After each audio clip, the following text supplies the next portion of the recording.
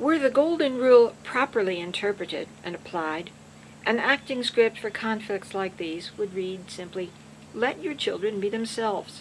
Don't force them, overtly or covertly, to be the way you wish they were. But to construct the rule thus, generally, requires an ability to step one mental stride backward toward abstraction, something that would never occur to most people to do. Much more sensible to rewrite the Golden Rule so that it needn't be reformulated in order for dangers like these to be avoided. To do unto others as you would have others do unto you implies that people are all alike, and that one proceeds by projecting one's own preferences upon the rest of humanity and then treating everyone else as a replica of oneself. Now, all of us are alike in many basic ways, so the unabstracted Golden Rule works quite well a lot of the time. But a safer, sounder rule would read, do unto every individual as you imagine you would want to be done unto if you really were that individual. Admittedly, desires conflict, and some people desire what is bad for them. And many people desire their own welfare at the expense of others' welfare. Still, if the amended rule is imperfect, it is nevertheless more workable than the Golden Rule. First, because it acknowledges that people are different. And second, because it provides explicitly for taking the other person's point of view into account. In the act of putting oneself in somebody else's place, it would be impossible to exaggerate the importance of an acrobatic imagination.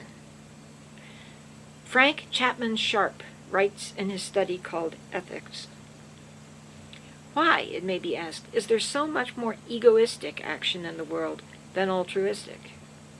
His reply, I'm quoting from Century Company, 1928. The answer turns on the cumulative effects of a number of well-known psychological forces. Of these, the first in importance is the imagination. Of the many spurs to benevolence, this is undoubtedly the most powerful, always excepting the influence of love upon altruism. The effect of any imagined state upon the will tends to be in direct ratio to the concreteness, within certain limits, with which it is pictured.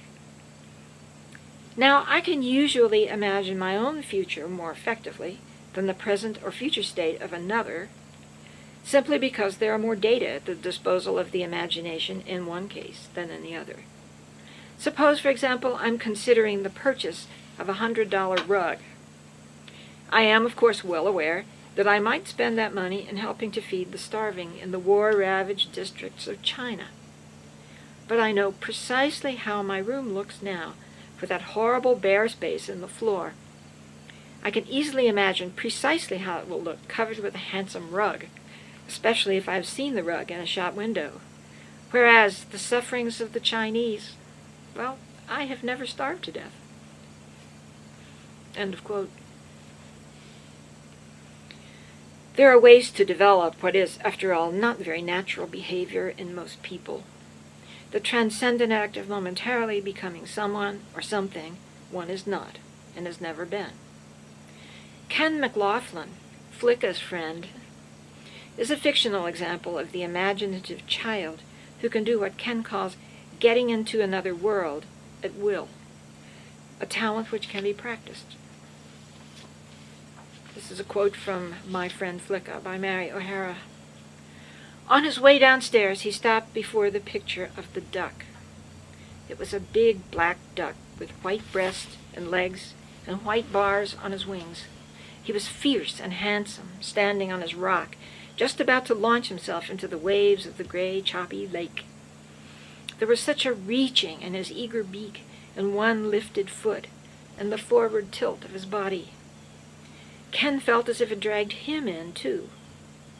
In another second, he would feel the icy sting and shock of the water, the bitter cold, sharp, up-pricked waves, and the grayness of the misty air hanging over it, full of fear and loneliness. His skin went gooseflesh. End of quote.